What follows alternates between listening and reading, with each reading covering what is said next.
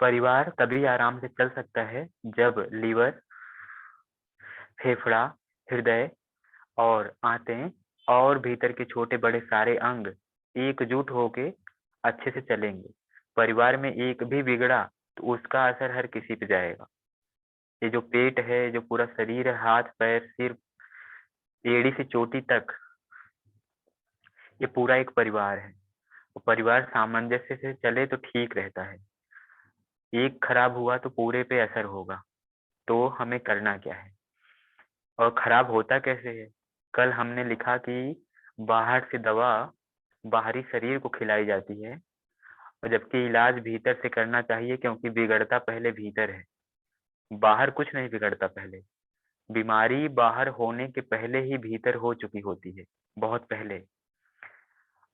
सूक्ष्म शरीर, स्थूल शरीर और कारण शरीर, नाम ने तो सबने नाम सुना होगा। तो स्थूल शरीर है जो ऊपरी है, और भीतरी जो शरीर है, सूक्ष्म शरीर, कारण शरीर, इनमें व्याधि हो जाती है। तो वो जो व्याधि होती तब उसका नाम व्याधि नहीं होता, तब उसका नाम होता आधि। मानसिक विकार, गांठें, भावनाएं जो हम लोग दबा के रख लेते हैं, वो आधी बनती है। आधी सूक्ष्म शरीर को बीमार करती है, और उसी का रिफ्लेक्शन स्थूल शरीर पे आता है, तो व्याधि बन के निकलता है। ये तो बात हुई व्याधि की छोटी सी, लेकिन गहराई में जाएं तो आखिर वो बीमारी जो मन में हमारे बन गई, जिसे हम आधी कह रहे हैं, जो मनोकायिक है, वह है मन में बनी कैसे, उसकी जड़ क्या है, तह क्या है। तो हमारी 10 इंद्रियां हैं, जिन्हें हमें कहा है गोचर। 10 इंद्रियां होती हैं, वो क्या होती हैं? 9 द्वार हैं शरीर में। 10 इंद्रियां हैं जो भटकाती हैं। वैसे होती तो 5 है, लेकिन 5 उप इंद्रियां होती हैं। तो ये भटकाती हैं तब तक जब तक इनका दरवाजा बाहर की तरफ खुला रहता है। बाहर ही कोई भी चीज हम देखते हैं, कोई हमको कुछ कहता है, कान में उसकी बात गई। कोई कुछ करके दिखाता है, आंखों से अंदर हमारे उसकी बात गई। अच्छा काम करता है तो देख के आंखें प्रसन्न हो जाती हैं, धीरे धीरे भीतर चित्त भी प्रसन्न हो जाता है। कोई बुरा काम करता है, देख के बड़ा दुख होता है। कोई बुरी बात कहता है तो कान से आवाज अंदर जाई, और अंदर जाके न्यूरोप्लास्टिसिटी हुई। न्यूरॉन से स्पार्किंग के बाद पूरे शरीर को अच्छी बात होगी, अच्छी बात सुनने में आएगी तो खिला देगी शरीर को, कबीर का दोहा होगा तो। और बुरी बात होगी तो पूरे शरीर को व्याधिग्रस्त कर देगी। एकदम गुस्से से भर जाएगा शरीर, नसें खड़ी हो जाएंगी, ब्लड तेज बहने लगेगा, सांसें तेज हो जाएंगी। तो ये जो दरवाजे हैं ना, 10 इंद्रियां, यही बाहर से हमें भोग विलास देते हैं। और क्या? और अंतःकरण होता है। मन, बुद्धि, चित्त और अहंकार। मन, बुद्धि, चित्त और अहंकार, ये अंतःकरण होता है, हमारे भीतर होता है, सबके भीतर है। मन भी है, बुद्धि भी है, चित्त भी है, अहंकार भी है। तो इन चारों को समझा जाए अभी। और क्या होता है? 10 इंद्रियां होती हैं जो बाहर से ले आती हैं ढो ढो करके सामान। अनुलोम विलोम करते रहें और थोड़ा रुके और पूरी क्षमता लगा दें समझने पे। जीभ ऊपर मोड़ दें, तालू सटा लें जीभ को मोड़ के, और सुने और समझे, कमर सीधी रखना। नींद आए तो उसका उपाय खुद करना कुछ ना कुछ, है ना, क्योंकि ऐसी चीजें सुनने में फिर नहीं मिलेंगी शायद। तो पूरा फोकस लगाना। इंद्रियां 10 हैं और 4 अंतःकरण हैं। इंद्रियां बाहर से ले जा करके, जैसे वो चोर था, हमने कहानी बताई थी कि जो ठग था, ठग के 4 बच्चे थे, वो बाहर से ले आते थे खाने पीने का सारा कुछ। और ठग का जो बाप था, बूढ़ा हो गया था, वो उसका उपभोग करता था, खाता पीता था। ऐसे ही बाहर से सारी इंद्रियां जो है ढूंढ के ले आएंगी इधर उधर से, सारी बातें, सारी लोगों की कही हुई बातें, नजरें, दिखतें, विचार, भावनाएं पैदा होंगी भीतर। तो तरह तरह से बाहर से चीजें आएंगी। और भीतर जो अंतःकरण है, मन, बुद्धि, चित्त और अहंकार, 4 भाग में बटा है, यही उसका उपभोग करेगा। और परेशान नहीं होना कि चीजें बहुत कठिन है, मेरे काम की नहीं है। अभी बाद में समझ में आ जाएगा कि सबके काम की चीजें हैं, और इससे आसान नहीं हो सकता। सबसे कठिन पढ़ाई है तो आसान कैसे हो जाएगी? तो थोड़ा हम कोशिश करते हैं। तो अंतःकरण इंद्रियों को आदेश देते हैं। जो अंतःकरण है इंद्रियों को आदेश देता है, मन बुद्धि चित्त अहंकार यही आदेश देता है। तो आंख देखने लग जाती है, मन करता है अब ध्यान बहुत हो गया, अब आंख खोल लें, और कमर दुख रही है अब कमर सीधा कर लें, टेढ़ा हुआ दर्द हो रहा है इसको इधर उधर कर लें, हिला डुला दें। तो मन बुद्धि चित्त अहंकार आदेश देता है, तो इंद्रियां उसी के हिसाब से काम करती हैं। अब ये मन मकान हो गया, इसमें हरकत करने वाली इंद्रियां हो गई, आदेश देने वाला अंतःकरण हो गया। ये जो मन है पूरा मकान हो गया, शरीर में चारों तरफ फैला हुआ है। और इतना ही नहीं है, ये दिल्ली मुंबई कोलकाता तक फैला हुआ है और भी आगे फैला हुआ है। इसका जो क्षेत्र है ना बहुत बड़ा है, और ध्यान से समझो तो इसी को ब्रह्मांड कह सकते हैं। यह जो है हर दायरे को गेन कर सकता है। इसका क्षेत्र बहुत बड़ा है, ब्रह्मांड है जिसकी कोई लिमिट ही नहीं है मन का। तो मन का इतना बड़ा क्षेत्र है और सारा क्षेत्र शरीर में है। इसीलिए कुछ लोगों ने कहा है कि यथा पिंडे तथा ब्रह्मांडे, जो पिंड में है इस शरीर में जो है वही ब्रह्मांड में है। तो चाहे अंतःकरण वाले ब्रह्मांड की बात करो जहाँ पे हर जगह पे इसकी पहुंच है, कान नाक आंख त्वचा के माध्यम से बाहर भी और भीतर भी। और बाहर की बात करो तो बाहर तो बहुत बहुत दूर तक दौड़ सकता है मन। तो मन है, और मन मकान हो गया, मकान बहुत बड़ा है, और इसमें हरकत करने वाली इंद्रियां हो गई, आदेश देने वाला अंतःकरण हो गया, मन बुद्धि चित्त अहंकार यही आदेश देता है। और हरकत करने की पावर कहाँ से आती है? जैसे हरकत करने की जो पावर है ना इस शरीर में, वो आत्मा से आती है। आत्मा भी निकल जाए तो ये सब धराशायी हो जाएंगे, न मन रहेगा, न चित्त रहेगा, न बुद्धि रहेगी, न अहंकार रहेगा, सब मिट जाएगा तुरंत। तो इनकी जो पावर जनरेटर है वो आत्मा है, सोल। और अभी इसके बाद दो क्षेत्र हैं इसके, मन के दो क्षेत्र हैं, एक तो सजातीय एक तो विजातीय। सजातीय और विजातीय में क्या क्या है? सजातीय में वो चीज है जो मजा देती है, अच्छा लगती है, बहुत ठीक लगता है, आनंद आता है, प्रेम आता है, दया करुणा और अच्छी अच्छाइयाँ भरी रहती हैं। और विजातीय प्रवृत्तियां में क्या क्या है? जैसे हमारे भीतर क्रोध आ गया, लोभ मोह मद मत्सर अहंकार तृष्णा आशा, ऐसी चीजें जो बुराइयां हैं वो विजातीय प्रवृत्तियां हैं। और अब ध्यान से सुने, आसानी से सुने। जो विजातीय प्रवृत्तियां हैं ये रावण है। जो विजातीय प्रवृत्तियां हैं 10 इंद्रियों की, वो 10 आनन है। 10 आनन, जिसका 10 मुख था, और 10 मुख सारे सारे मुख से सारे शरीर से अत्याचार ही करता था वो।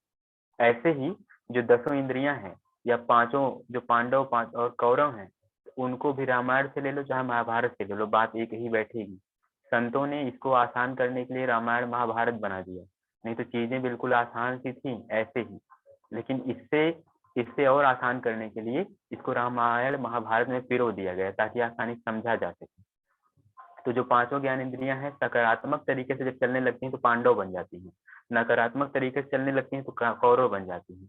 वैसे ही रामायण में ले लें, अगर ये 10 ज्ञान इंद्रियां हमारी बुराइयों को चिपक जाएं, विजातीय प्रवृत्तियों से चिपक जाएं, और चिपकी ही है, चिपक जाएं और चिपकी ही है, वर्तमान की बात कर रहे हैं, तो हमारे भीतर काम क्रोध लोभ मोह मद मत्सर आशा तृष्णा और ऐसी बुराइयां करके हमारे भीतर 10 बुराइयां भर जाएंगी।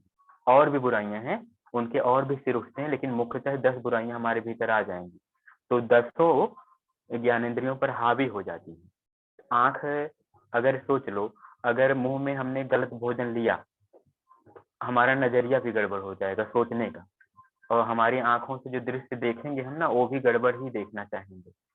कान से जो हम सुनना चाहेंगे वो भी गड़बड़ सुनना चाहेंगे, क्योंकि इनकी आपस में सत्संगति होती है, और जिसके साथ जिसका उठना बैठना है उसके ऊपर उसका पूरा प्रभाव पड़ेगा। तो भीतर की सारी इंद्रियां एक जैसी हो जाती हैं, आपस में चिपक चिपक के। एक जगह से एक दरवाजे से गलती प्रवेश की तो हर दरवाजे से गलती ही ढूंढेगी वो, और गलती ही उसको अच्छी लगेगी।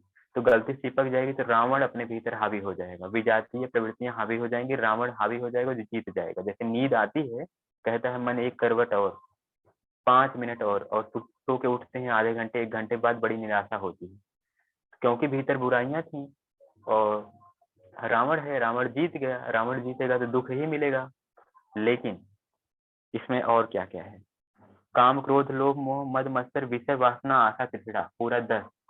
काम क्रोध लोभ मोह मद मत्सर विषय वासना आशा तृष्णा, तृष्णा मतलब प्यार। ऐसे ही हमारे भीतर 10 काम करते रहते हैं। अब ध्यान से सुने,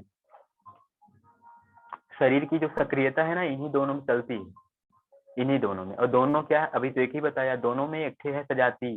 सजातीय में ध्यान से सुने, मजा आएगा अभी इसमें। सजातीय में डॉक्टर के अग्रवाल खूब अच्छे से बताते थे। तो सजातीय में है सम दम उपरति श्रद्धा तितिक्षा समाधान मुमुक्षत्व और संतोष तप और शांति दया क्षमा ज्ञान वैराग्य, मतलब कुल मिला के 10 इसमें सजातीय प्रवृत्तियां हैं।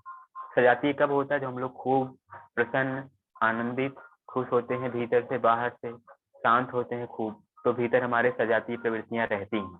और तब कोई एक दो बुरी बात बोलता है तो हमको लगता है ये आदमी बुरा आदमी, इसकी संगत नहीं करनी चाहिए। लेकिन अगर हमारे भीतर बुराई है और बाहर भी कोई बुराई परोस रहा है तो बड़ा मजा आता है। ये जो ड्रिंकर होते हैं ना, इनके बहुत घनिष्ठ मित्र कौन होते हैं? इनके जो पिलाने वाले होते हैं, जो उनको एक गिलास में परोस के दे देंगे, कहेंगे भैया पीजिए, उनसे उनका बहुत बढ़िया रिश्ता रहेगा। और उसी जगह पे अगर दूध खीर बुला के खिलाओ कि भैया एक गिलास दूध हमारी तरफ से, उसका कोई वैल्यू नहीं रहेगा। उनको पकवान बना के खिला दो, उसकी कोई वैल्यू नहीं रहेगी। लेकिन जो गहन दोस्ती बैठेगी वो ड्रिंकिंग में बैठेगी, बहुत अच्छा कनेक्शन हो जाता है। मैंने एक डॉक्टर को सिखाया था, तो हमको बता रहे थे कि हम लोग का उठना बैठना है अच्छे लोगों में, तो अच्छे लोग जब परोसते हैं गिलास में तो पीना पड़ता है। वो जो रिश्ता बनता है वो बहुत गहरा रिश्ता होता है। वो बड़े अच्छे आदमी हैं, वो सच में बड़े अच्छे आदमी हैं, लेकिन वो ड्रिंकिंग करते हैं। और हमारे यहाँ के आजमगढ़ के सबसे बड़े मेडिकल के डीलर हैं वो। तो वो बता रहे थे कि करना पड़ता है। हम कहे अच्छा ठीक है। तो बता रहे थे कि हम लोगों में जो बॉन्डिंग बनती है ना ड्रिंकर की, वो बहुत गहरी बॉन्डिंग बनती है, उतना सजातीय वालों की बॉन्डिंग नहीं बनेगी। और सुलझे हुए आदमी, बस एक गलती है उनकी, वो ड्रिंकिंग करते हैं। तो उन्होंने कहा हम प्रोफेशन की वजह से करते हैं। हमने बहुत समझाया लेकिन वो समझेंगे थोड़े नहीं, क्योंकि प्रोफेशन सिर पे हावी होता है। तो क्या होता है कि बॉन्डिंग बनाने के लिए बुराइयों से बुराइयों का कनेक्शन बहुत बढ़िया होता है, अच्छाइयों से अच्छाइयों का कनेक्शन थोड़ा कमजोर होता है। अगर अच्छा व्यक्ति है और एक दो बुराई उसके पास आई तो हो ना हो कि चिपक जाए उसके साथ, लेकिन बुरे व्यक्ति के साथ अच्छाई आएगी जल्दी चिपकेगा नहीं, हो कहेगा बहुत अच्छे बन रहे हो। एक दिन हमने ऑफर किया, दो चार बच्चे थे छोटे छोटे मछली पकड़ रहे थे। हमने कहा कि हम तुमको पैसे दे देते हैं, इन मछलियों को छोड़ दो। हम बोले कि 100 रुपए देंगे छोड़ोगे, फिर बोले 200 देंगे छोड़ोगे, फिर बोले 500 देंगे छोड़ोगे, फिर हमने आजमाने के लिए कहा 1000 रुपए देंगे छोड़ोगे, फिर हमने आजमाते हुए कहा 2000 रुपए देंगे छोड़ोगे। और तब वो बहुत छोटे छोटे बच्चे थे, वो हंस के कह रहे नहीं आप देंगे ही नहीं और हम छोड़ेंगे ही नहीं। बहुत समझाए लेकिन वो अंत में कहे कि नहीं हम छोड़ेंगे ही नहीं। अंत में हम जब बहुत प्रयास किए तो बोले अपनी मम्मी को बुला देंगे। हम कहे मामला ज्यादा आगे बढ़ जाएगा, इससे अच्छा है कि लौट जाए। तो हम लौट के चले आए। वो छोड़ते नहीं क्योंकि उनकी हट थी, जिद थी। तो ऐसे ही बुराइयों से बुराइयों की बॉन्डिंग ज्यादा तगड़ी होती है। इतना समझा? और रावण वाली बात समझ में आ गई है, राम वाली बात समझनी है। तो जो 10 इंद्रियां हमारी बुराइयों से चिपका देती हैं हमको, वही 10 इंद्रियां हमको अच्छाइयों से चिपका सकती हैं। तब जब अच्छाइयों से चिपकाएंगे तो क्या कहलाएंगे? 10 रथ। जब सकारात्मक प्रवृत्ति हावी हो जाए, रथ के ऊपर बैठ जाए, तो हमारी 10 इंद्रियां दशरथ हो जाती हैं। और दशरथ हो गई तो दशरथ की तरफ से भगवान राम आए हैं। राम लक्ष्मण भरत शत्रुघ्न आए हैं, सुमित्रा कौशल्या कैकेयी आई है, सीता माता आई है ना? तो इधर से जो आई हैं, इनका गुण देखा जाए अब। हाँ, इनका गुण देखा जाए अब। 1 मिनट, ठीक है। तो कौशल्या जो है भक्ति है। दशरथ का जो है उत्पत्ति का साधना का प्रतीक है। एक बार आप साधना में लग गए, भजन में लग गए, तो आप शुरुआत बस कर दिया, एक कदम रख दिया किसी शरण की संगति में, किसी संत की संगति में, उसके सानिध्य में आ गए, तो वहां से साधना शुरू हो जाती है। और जब साधना शुरू हो जाएगी सबसे पहले कौशल्या माता आएंगी। दशरथ के बाद कौशल्या माता सबसे बड़ी थी। तो कौशल्या से भक्ति आएगी, भक्ति भीतर जागेगी। फिर कर्म से कैकेयी, हमारा कैकेयी जो माता हमारे भीतर आएंगी तो हमारा कर्म बढ़ेगा। भक्ति आ गई, कर्म ही ना करो तो कोई फर्क ना पड़ेगा। भक्ति जान गए हो तो उसमें कर्म करना पड़ेगा, तो कैकेयी। और फिर जो है मति आपकी सुंदर होएगी तो उसे कहते हैं सुमित्रा। अपनी बुद्धि जो है सुंदर होती चली जाएगी, मतलब ये सकारात्मकता को ही धारण करेगी, नकारात्मकता को त्याग देगी। और बुद्धि जान जाएगी तब कि सही क्या है गलत क्या है। ये बुद्धि जो है जान नहीं पाती है कि सही क्या है गलत क्या है। बुद्धि अलग है, विवेक अलग है, बताएंगे अभी। और इसके बाद आते हैं ज्ञान। ज्ञान भगवान राम है।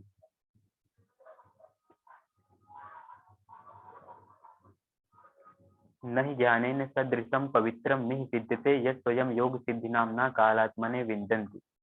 नहि ज्ञानेन सदृशं पवित्रं मिह विद्यते यत् स्वयं योग सिद्धि नामना कालात्मने विन्दन्ति। यह श्लोक है कि ज्ञान के समान पवित्र करने वाली कोई वस्तु नहीं है। एक तिलक, चंदन, अगरबत्ती, मोमबत्ती कुछ भी नहीं है। ज्ञान ही सबसे ज्यादा पवित्र करता है। ज्ञान अगर भीतर है तो पूरा शरीर सबसे ज्यादा पवित्र तीर्थ के समान है। और ज्ञान में थोड़ा सा ज्ञान आ जाए तो बुराइयों से चिपक जाए तो पूरा शरीर दूषित हो जाए, चाहे बाहर कितना भी इत्र छिड़क लें, कितना भी भभूति लगा लें, कुछ नहीं फर्क पड़ेगा। तो ज्ञान के समान पवित्र कोई वस्तु नहीं है जो स्वयं योग सिद्धियों के द्वारा समय आने पर प्राप्त हो जाता है। इस श्लोक का ये मतलब है। तो आगे चलें। ज्ञान भगवान राम है, विवेक लक्ष्मण है। विवेक आ जाएंगे तो लक्ष्मण हमारे भीतर आ जाएंगे। और विवेक का मतलब है सही और गलत के बीच में अंतर कर पाना। विवेक विवेक जागता है तो विवेक उसको बोलते हैं। अविद्या अस्मिता राग द्वेष अभिनिवेश इति पंच क्लेश। अविद्या अस्मिता राग द्वेष अभिनिवेश इति पंच क्लेश। विद्या आ जाती है तो ये बताती है, विवेक आ जाता है तो बताता है क्या सही है क्या गलत है, तो हम पहचान जाते हैं। अभी पहचान नहीं है, अभी भटक जाने के बाद में याद आता है गलती हो गई। पहले पहचान जब पक्की हो जाएगी तो समझ में आएगा, पहले ही बांट लेंगे कि ये काम ठीक है, काम गलत, इसका रिजल्ट बेकार आएगा। अभी पता है कि नींद बेकार है, लेकिन फिर भी जो है लगता है कि नहीं सोना भी ठीक है, तो जो है सो जाते हैं करवट लेके सुबह। और भाव जो है भरत है, भाव जागेगा ना तो भाव लीन व्यक्ति रहेगा तो उसको ज्यादा बुराई काम नहीं कर पाएगी। भाव भजन जो है भरत है। जब भरत जा रहे थे राम को वापस बुला के ले आने के लिए तो उनको बहुत समझाया गया, बहुत संदेह पैदा किया गया उनके भीतर। नहीं जाओ, ऐसे हो सकता है, वैसे हो सकता है। उधर भी संदेह था, लक्ष्मण के मन में भी संदेह संदेह था, लेकिन भगवान राम के मन में बहुत भाव था। भाव को ही भरत कहा गया है। भगवान के राम के मन में इतना भाव था कि वो लक्ष्मण बोले लगता है भैया भरत आ रहे हैं, लगता है वो जंगल में भी हम लोग को नहीं छोड़ेंगे, मार देंगे, मारने आ रहे हैं और निष्कंटक राज करना चाहते हैं लगता है। तो भगवान राम के मन में आ गई बात, कहे कि नहीं लक्ष्मण, लक्ष्मण का विवेक कमजोर पड़ रहा था। तो ज्ञान भगवान राम थे, तो ज्ञान जो थे वो उनके भीतर भाव भी था, तो भरत थे उनके भीतर भाव था। तो भाव इतना ज्यादा प्रगाढ़ होता है हृदय पे कि बुद्धि कई बार कमजोर हो जाती है। फिल्मों में देखा होगा कि हम तुम्हारे बिना नहीं जी सकते हैं, वो भाव बोलता है। वो लोग जो लोग हाथ की नस काट लेते हैं ना, वो भाव की वजह से काट लेते हैं, क्योंकि उनको उनका विचार कमजोर पड़ जाता है, मस्तिष्क कमजोर पड़ जाता है, हृदय हावी हो जाता है। तो भगवान राम के भीतर हृदय हावी था, भाव हावी था। जब भाव हावी था तो लक्ष्मण को समझाए नहीं वो मारने नहीं आ रहा है। लक्ष्मण तो धनुष बाण अपना इकट्ठा करके एकदम तैयार थे कि नहीं भैया आप समझ नहीं रहे, वो मार देंगे, लगता है आने आ रहे हैं मारने हम लोग को। लेकिन अंत में पता चला कि नहीं, भरत का भाव था, प्रेम था, राम के भीतर था वो तो बाहर बस केवल दिखाया गया है। वो आए और ज्ञान भाव दोनों आपस में मिल करके लक्ष्मण को सॉल्यूशन मिल गया, विवेक को ज्ञान मिल गया उस समय। ऐसे ही करके रामायण चली पूरी। अब आगे सत्संग जो है शत्रुघ्न है। बिना सत्संग कमजोर पड़ जाएगी सारी भक्ति वक्ति, सारी साधना कमजोर पड़ जाएगी। अगर सत्संगति नहीं करेंगे हम, किसी सच्चे के सानिध्य में नहीं रहेंगे हम, तो क्या होगा कि हमारी भक्ति पूजा आराधना कुछ दिन चलेगी, लेकिन फिर जो है विवेक कमजोर कर देगा। सोचेगा अरे छोड़ो आज छोड़ देते हैं, आलस्य कर लेते हैं, सो जाते हैं, क्या दिक्कत है, एक दिन की तो बात है। ये जो सत्संग रहेगा तो पीछे लगा रहेगा, हिम्मत बढ़ती रहेगी। सत्संग हट गया, धीरे धीरे डोज कम हो गई दवा की और बीमारी फिर हावी हो जाएगी। ऐसा ही होता है। अब इसके बाद यही नीचे पे फिर वो गुरु महाराज बोले, अब गुरु गाइड संत की कृपा हो तो सजातीय प्राप्त हो जाए, परमात्मा का रस शांति संतोष आनंद परमात्मा तत्व प्राप्त हो जाए। अगर गुरु गाइड या किसी संत का सानिध्य रहे या फिर भीतर पूर्व जन्म के संस्कार अच्छे हैं, तो बिना किसी सहारे के ही आदमी आगे बढ़ता चला जाएगा। तो कुछ तो आगे बढ़ जाएंगे, कुछ नहीं बढ़ पाएंगे, उनको सहारा चाहिए होता है। तो किसी सच्चे गुरु का सहारा मिल जाएगा तो उनको सत्संग मिलता रहेगा, आगे बढ़ते रहेंगे। सजातीय विजातीय को समझते रहेंगे, विजातीय को त्यागते रहेंगे, सजातीय को पकड़ते रहेंगे। आनंद धीरे धीरे आने लग जाएगा। 1 2 3 4 5 6 7 8 में पढ़ते पढ़ते धीरे धीरे हाई स्कूल हो जाएगा, ग्रेजुएट इंटर हो जाएगा, ग्रेजुएशन हो जाएगा। तो पहले क्या होगा, थोड़ा सा और सुने। और जो लोग नहीं मुड़ेंगे, जो लोग सच्चाई के साथ है नहीं जाएंगे, बुराई के साथ नहीं जाएंगे, सच्चाई और बुराइयों के साथ चले जाएंगे, उनके भीतर 10 दुर्गुण पैदा हो जाएंगे, रावण बन जाएंगे। वो अपना ही संहार करेंगे, लेकिन अहंकार उनके भीतर ज्यादा होगा, उनको पता कुछ न चलेगा, अपना ही संहार करते चले जाएंगे, जानबूझ के अपना ही अपने आप को नष्ट करेंगे। तो दुर्गुण को त्यागना है। अब आगे कैसे क्या होगा, संकल्प विकल्प उठते रहेंगे मन में। जब हम लोग ध्यान में बैठते हैं तो उसी समय तरह तरह की बात आती है। टीवी देखते समय, कुछ और करते समय उसमें लगे रहते हैं, लेकिन ध्यान करते समय ही सारा शरीर दुखने लगता है, नाक के आसपास कीड़ा उड़ने लगता है, शरीर में खुजली होने लगती है। ये सब जो दुर्गुण है सिर उठाते हैं। हम लोग को लगता है कि कीड़ा है या कोई मन में बात आ गई, ये बड़ी अच्छी बात है, इसको सोच लेना चाहिए, ध्यान को छोड़ के बात सोचने लग जाते हैं। अब चितवन करना चित्त है। चित्त क्या है कि चितवन है। चितवन मतलब क्या है कि एक जंगल है जहाँ पे चित्त इधर उधर जाता है, घूमता है, रस लेना चाहता है, चितवत। तो ये चित्त है। और मन जो है, हाँ, निश्चय निश्चय करना बुद्धि है। जो हम लोग बुद्धि निश्चय लेते हैं ना कि ध्यान है, करना चाहिए, तो ये बुद्धि से होता है। और चेतना का प्रतिनिधित्व करना अहंकार है, कि मैं ही सब कर रहा हूँ, मेरे द्वारा ही हो रहा है, मैं ही ध्यान करता हूँ। इसका जो मुखिया है, अगर वो हरदम हरदम हावी रहे मन पे हमेशा, तो वही अहंकार बन जाता है। तो मन बुद्धि चित्त अहंकार हमारा अंतःकरण है, और मन पूरा शरीर है, और पूरा शरीर क्षेत्र ब्रह्मांड है। ये भटकाता है इधर उधर। और गुरु महाराज कहते हैं, नस नाड़ियां नदियां हैं, सांस चल रही है, पवन है, ऊपर आकाश नीचे धरती है, इसी के बीच में मन जो है तरह तरह खेल खेलता है। तो जब भक्ति जागेगी, तो हमारे भीतर जब भक्ति आएगी, साधना जागेगी, तो राम लक्ष्मण भरत शत्रुघ्न कैकेयी सुमित्रा कौशल्या ये सब जागेगा। हाँ, और अगर विजातीय प्रवृत्तियां जाग गई तो भीतर रावण जागेगा, रावण के साथ में बहुत सारे लोग, विभीषण और उसका लड़का वो जो, और इंद्रजीत अहंकार का प्रतीक, ऐसे कई लोग जाग जाएंगे। वो लोग जाग जाएंगे तो नष्ट कर देंगे पूरा। और हनुमान जी सहारा बनेंगे इस पूरी लंका को जीतने के लिए। हनुमान जी ये प्राणायाम है, ये सांसों की जो विधि है, हनुमान जी है। सांसों की विधि सद जाएगी तो फिर हनुमान जी जब सद जाएंगे तो सकल काम सिद्धि हो जाएगी, ध्यान को प्राप्त कर जाएंगे। ध्यान को प्राप्त कर जाएंगे तो जीत हो जाएगी, विजय हो जाएगी, और लंका दहन हो जाएगा, विजय हो जाएगी, और दीपावली हो जाएगी, ज्ञान का प्रकाश हो जाएगा। फिर तब लौटना नहीं होगा, सब कुछ सुखमय हो जाएगा। और इसके दौरान अब यहीं पे क्या होता है, भगवान सहयोग करते हैं। भगवान सहयोग करते हैं जब आप 8वीं में हो, 10वीं में पढ़ रहे हो अध्यात्म की पढ़ाई, तब तो धीरे धीरे सहयोग मिलता है, किसी गुरु का सानिध्य लेना पड़ता है। और जैसे ही आगे निकल जाओ, पढ़ाई पूरी हो जाए, तब किसी गुरु का सानिध्य नहीं लेना पड़ता है, तब अपने ही रिसर्च करनी पड़ती है, स्टडी पीएचडी करनी पड़ती है। और पीएचडी करनी पड़ती है तो अपने ही रिसर्च करनी पड़ती है। तरह तरह का सब कुछ अपने भीतर से पैदा होने लगता है, अपने भीतर से पैदा होकर खुद को गाइड करने लगता है। और एक चीज और होती है, परमात्मा तब हाथ पकड़ लेते हैं, तब परमात्मा हाथ पकड़ के संदेश देते हैं भीतर। वो जो भीतर संदेश आता है वो अंग फड़कने की तरह आता है, भीतर अंतर आकाशवाणी होने लगती है। जो बाहर आकाशवाणी होती है आसमान में, वो टीवी में दिखाते हैं, वो नहीं, भीतर आकाशवाणी होने लगती है चित्त के आकाश में। चित्त हम लोग का मन है, उसी के भीतर आकाशवाणी होने लगती है। और अभी थोड़ा सा और ध्यान से सुने, गहरी गहरी सांस ले लें।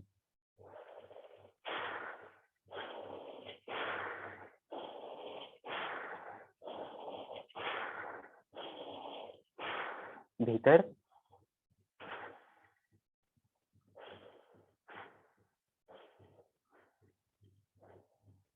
भीतर अंग फड़क फड़क के बताने लगते हैं, इसका मतलब है, उसका मतलब है। और जैसे आंख फड़कती है वैसे पूरा शरीर फड़कने लगता है। और हर जगह का अपना एक अलग अलग संदेश होता है। जैसे दाहिनी आंख फड़की तो लोग कहते हैं अब कुछ अच्छा दिखेगा, तो ऐसे ही बाई आंख फड़की लोग कुछ कहते हैं अच्छा अच्छा बुरा होगा, लगता है अब कुछ बुरा देखने को मिलेगा। ऐसे ही दाहिनी भुजा फड़कती है तो कहते हैं गुरु महाराज की साधना का बल बढ़ रहा है, भगवान इशारे से कहते हैं थोड़ी और करो, उत्साह बढ़े। और अगर कोई खतरा है, मन जो है साधना का लेवल घट रहा है, तो बाई भुजा फड़कने लगती है, बाही बाह। ये मत सोचो कि मेरी नहीं फड़कती है। आज हम बता दे रहे हैं, आगे से जो साधना में लग जाएगा उसका फड़कना शुरू हो जाएगा। बस मेरा कहना ही काफी है ना, हल्के में नहीं लेना। आपका अंग फड़कना शुरू हो जाएगा, ध्यान देना शुरू कर देना। और अगर जैसे आध्यात्मिक पथ में आगे बढ़ रहे हो, तो आपका पूरा दाहिना जो है जंघा आपको संदेश देता है कि उठ के बैठ जाओ साधना में और साधना करो। रात में फड़केगा, दिन में फड़केगा, कोई काम कर रहे हो फड़कने लग जाएगा। हाथ जोड़ लो, तुरंत जप करना शुरू कर दो। पूरे दिन में पूरे दिन में कहीं एक ऐसा स्थान बनाओ जहाँ एकांत थोड़ा सा हो, वहाँ एक आसन लगा लो, वहाँ पे जाके बैठ जाया करो। ज्यादा ना सही 10-15 मिनट के लिए सही, अपने गुरु का आंखें खोल के उसका प्रतिबिंब देखो। ये जो प्रतिबिंब देखने वाली बात है मूर्ति पूजा है, जो बाहर की चीजें सब सपना है। लेकिन बाहर की चीजें सब सपना है। पहले ये बच्चे जो है गुड़िया गुड्डे से खेलते हैं, उनसे शादी करते हैं, लेकिन जब सच में शादी हो जाती है तो गुड़िया गुड़ा टाखे में रखा हुआ कहीं छूट जाता है। तो पहले उसी तरह से हम लोग बाहर से मूर्ति पूजा करते हैं। बाहर से कही गई बातें और बाहर से दिखे गए दृश्य सब सपना है। सारा अच्छाई जो है, सारी सारी सच्चाई जो है वो भीतर है। बाहर सब सपना है, लेकिन बाहर के सपने में हम उलझे हैं, तो मूर्ति पूजा में फंसे हुए हैं, गुड्डा गुड़िया के खेल में फंसे हुए हैं। अभी हम सब बच्चे हैं। जैसे ही अध्यात्म में आगे बढ़ जाएंगे, शादी हो जाएगी, भगवान से जुड़ाव हो जाएगा, तब जो है गुड्डे गुड़िया रखे रह जाएंगे, मूर्ति पूजा अपने आप छूट जाएगी। लेकिन शुरुआत जब करते हैं तो मूर्ति पूजा का सहारा लेना पड़ता है। तो किसी गुरु का सानिध्य, उसके चरणों का ध्यान। ध्यान क्या होता है? वो बस उसका चित्र दिखे, आंखें खोल के देख लिया, आंख बंद करो तो भीतर आज्ञा चक्र पे दिखे, हृदय पे दिखे, उसका चित्र हृदय में दिखने लग जाए, भावना मिट जाए, विचार मिट जाए। आज्ञा चक्र पे दिखा तो विचार मिट गया, हृदय पे दिखा तो भावना मिट गई, केवल गुरु ही गुरु में तल्लीन हो गए। है ना? एक तरीका तो ये है। दूसरा तरीका ये है कि प्राणायाम का अभ्यास करते करते चित्त विक्षेप से मुक्त हो जाया जाए, शरीर उरीर कंट्रोल में आ जाएगा, सारी विजातीय प्रवृत्तियां दूर हो जाएंगी, सच्चाइयां भीतर आने लगेंगी और भीतर शांत होने लगेगा मन, बुराइयों से चिपकने का मन नहीं लगेगा तब। और ये सब जब हो जाएगा ना, बीमारी उमारी एकदम दूर हो जाएगी, कोई बीमारी नहीं होगी, एकदम सही हो जाएगा सब। भीतर बाहर, भीतर बाहर, भीतर बाहर। और क्या बाहर? बाहर जो चाहते हो कि ये हो जाए वो हो जाए, ऐसे हो जाता वैसे हो जाता, तुम्हारे चाहने से जो नहीं हो रहा है, तुम्हारे ना चाहने से बहुत जल्दी हो जाएगा। जब तक हम चाहते हैं ना, हमारा अस्तित्व कितना है? 1350 सीसी का ब्रेन है, मुश्किल से 1 हार्स पावर का बॉडी होता है, 1 हार्स पावर का, विज्ञान में पढ़ा है, 1 हार्स पावर का। हम लोगों से तगड़ी हम लोग की मोटरसाइकिल का इंजन है, उसका हार्स पावर हम लोग से ज्यादा है। लेकिन हम लोग को इतना भरोसा होता है खुद पे, इतना भरोसा है होता है खुद पे, मैं पे, मैं मतलब अहंकार पे, कि हमको लगता है हम ही, हमारे ही करने सब होगा, हम न करें तो घर और पूरा परिवार भूखा मरेगा। और इसीलिए क्रेडिट गोज टू हिमसेल्फ, अपने आप को इतनी क्रेडिट देते हैं कि मैं मेरा ये उलझाव, ये बाउंडर बन जाता है चारों तरफ, अज्ञान का एक बहुत बड़ा कंबल ओढ़ लेते हैं। और बाहर से जो ज्ञान की ठंड लगनी चाहिए वो लग नहीं पाती है। तो ज्ञान की ठंड जब नहीं लगेगी तो भीतर उजाला नहीं होगा। तो हमें ज्ञान की ठंड चाहिए तो कंबल फेंकना पड़ेगा अज्ञान का, मैं मेरा का। और ये जो बात है ना कि मेरे करने से होगा, मेरे मैं ना करूं तो सब व्यर्थ हो जाएगा, एक बार भगवान भरोसे छोड़ के देखेंगे तो बहुत जल्दी सब होगा। क्योंकि भगवान के पास, आपके पास 2 आंखें हैं, उसके पास अनंत आंखें हैं। आपके पास 2 हाथ हैं, उसके पास अनंत हाथ हैं। कर बिन कर्म करहि विधि नाना, है ना? कर बिन कर्म करहि विधि नाना, भगवान के बारे में कहा जाता है कि बिना आंखों के देखता है, बिना पैर के चलता है, और बिना हाथ के कर्म, अनंत कर्म करता रहता है, उसके अनंत हाथ हैं। तो भगवान के पास अनंत चीजें हैं। हम ये ना सोचें कि हमारे करने से होता है, अपने हर काम को डेडिकेट करते चलो तो फिर अज्ञान हटेगा। गीता में भगवान यही बोले हैं कि निष्काम कर्म योग करो अर्जुन। तुम मत सोचो कि हम मार रहे हैं कौरवों को। वो कौरवों को जो अर्जुन मारता है ना, वो यही बात है कि अपने भीतर की बुराई को मारना है, अपने भीतर अच्छाई को जगाना, पांडव वाले तत्व को जगाना है, बल को जगाना है और ज्ञान को जगाना है। वो जो पांडव में थे पांचों, वो सब बल के, ज्ञान के, बुद्धि के, और जो है बल ज्ञान बुद्धि और वैराग्य और निरुद्धा अवस्था एक होती है, उसके प्रतीक थे वो पांचों, पांचों पांडव। आरंभावस्था, घटावस्था, परिचय अवस्था, निष्पत्ति अवस्था आती है, तुरीयावस्था आती है। ये 5 अवस्थाएं होती हैं, वही अवस्थाएं थी, लेकिन संतों ने उसको सरल करने के लिए पांडव बना दिया। लेकिन अब जो है वो सारा का सारा खेल बहुत कठिन हो गया, कोई समझ नहीं पाता है। तो समझने की कोशिश करेंगे, धीरे धीरे समझ में आ जाएगा। आज नहीं आया तो फिर आ जाएगा, लेकिन एक बार बीज पड़ गया ना तो आएगा ही आएगा, जाएगा कहीं नहीं, आएगा। तो प्राणायाम करके अपने आप को साफ करेंगे, धीरे धीरे भक्ति जागेगी, भीतर ओम का जप करेंगे हर रोज, और गुरु का ध्यान करेंगे हर रोज। सच्चा भोजन खाएंगे, गलत भोजन नहीं खाएंगे, नहीं भीतर से कोई बचा नहीं पाएगा। हाँ, सच्चा भोजन खाएंगे।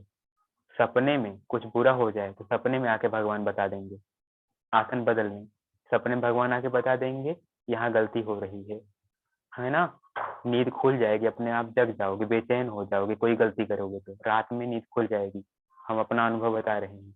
गलती जो हुई रहेगी उसका पश्चाताप करोगे हाथ जोड़ के, फिर सपने में बताएंगे सही रास्ता क्या है, गलत रास्ते पे चले गए थे। फिर जो है वही बात अगर मान जाओगे अगले दिन तो आगे बढ़ जाओगे, भगवान अगली सीढ़ी पे उठा लेंगे। भगवान ऐसे ही बतियाते हैं जैसे हम आपसे बतिया रहे हैं।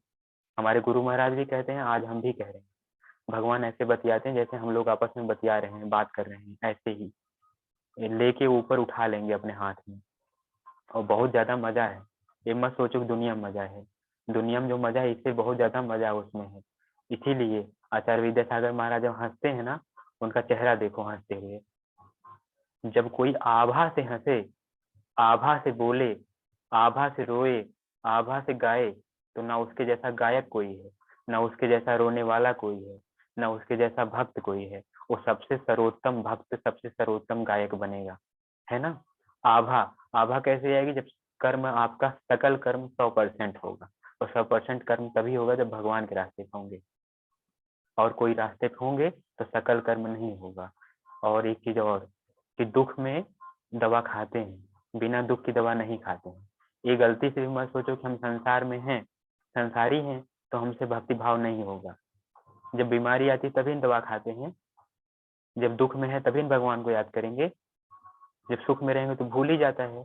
तो बहुत अच्छा मनाओ कि दुख है। और जब कुंती, भगवान राम, भगवान कृष्ण से सब बोले कि भगवान हो, अर्जुन भी बोले कि सामान्य आदमी नहीं हो, आप भगवान हो।